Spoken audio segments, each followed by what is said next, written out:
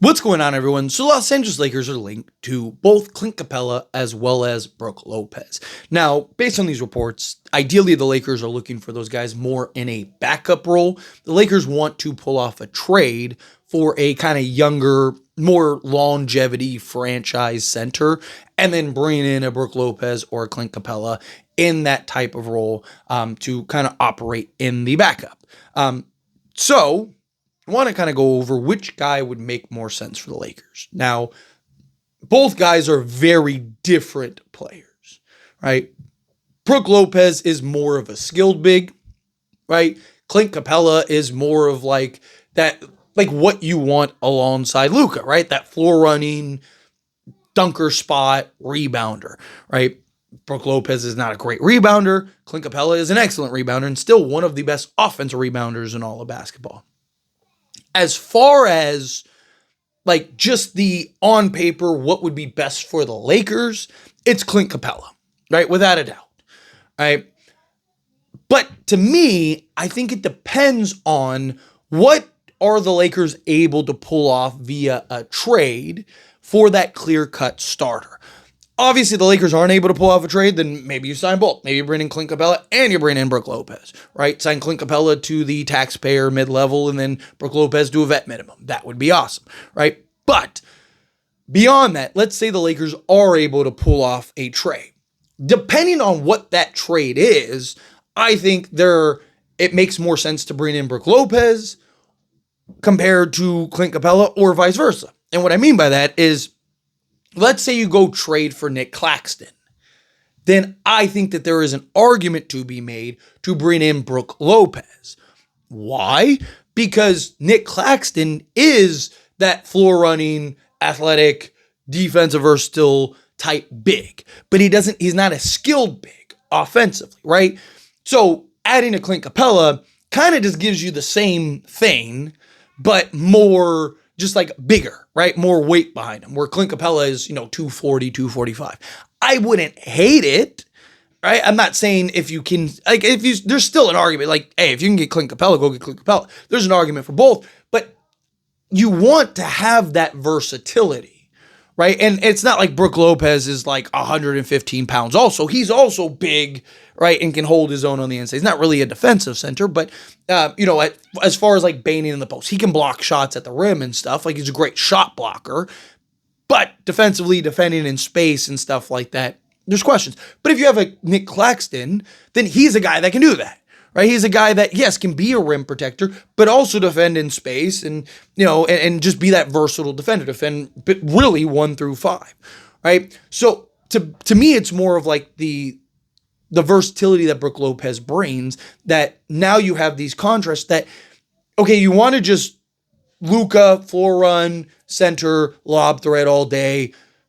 You got Claxton out there, right? Luka goes to the bench. You got LeBron James. LeBron, it doesn't play the way that Luka does. They have a lot of similarities. Luka likes to create that dribble penetration, get the defense to collapse, easy outlet to the dunker. LeBron, he's not so much trying to get into the teeth of the defense and create that dribble pen. He's trying to clear out, put his head down, bully his way to the basket, finish at the rim, or kick out to shooters. So Brook Lopez is the guy that makes more sense. Well, if Nick Claxton goes to the bench and then you replace him with a Clint Capela doesn't give you any floor spacing, right? So, and just in general, right? Like certain matchups, right? You have guys that are really good at just kind of sticking to their guy and being able to defend, but aren't good if you have to, when they have to step out, right? Or aren't good at, they're not disciplined enough to defend if you dump the ball down to Brook Lopez and make him go to work, right? Like, so for example, say you're playing Jokic, right? Brook Lopez is a guy that has a greater chance of getting Jokic in foul trouble than somebody like a Clint Capela. Same thing with a Nick Claxton. Why? Because Brook Lopez is a skilled big that you can dump the ball down to and make Jokic have to defend now. And now he can kind of, get him in head fakes and shoot over the left shoulder, right shoulder, but also spread the floor. And now he has to step out and whatnot. Also, you can pull out the big man, right? There's a lot of benefits to a guy like Brook Lopez, right? So if you were to get a guy like a Clint Capela, if you or sorry, Nick Claxton. If you were to get a guy even like a Walker Kessler, right? Same thing. I'd feel the same way. A Jalen Duren. Again, same thing, same way. However, if you were to go and get a guy like a Mark Williams, for example, right? Then I would personally look to maybe going the route of a Clint Capela.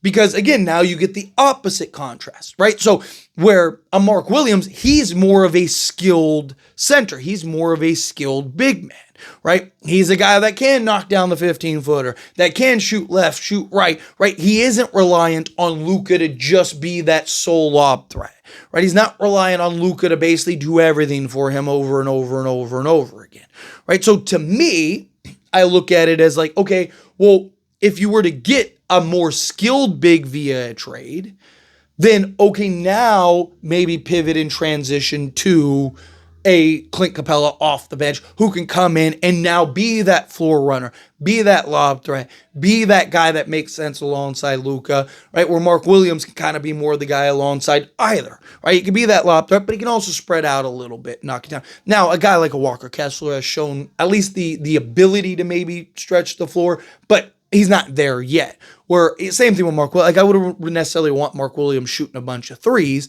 but he can step out 18 feet and still be worried, which can still kind of clear things out a little bit, right? And then LeBron has the easy dump pass, or he could have him as the roll man or whatnot. So again, to me, I look at it as like I don't think it's as straightforward as like it has to be Clint Capela, right? Again, I think if you get a Mark Williams, then yes, it has to be a Clint Capela.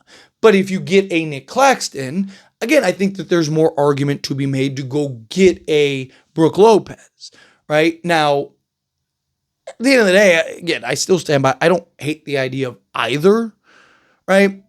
And I also think, just generally speaking, Clint Capela is probably the one that you want to have, right? Like, because again, Clint Capela, he's younger, right? Like, you kind of know what you get with Clint Capela.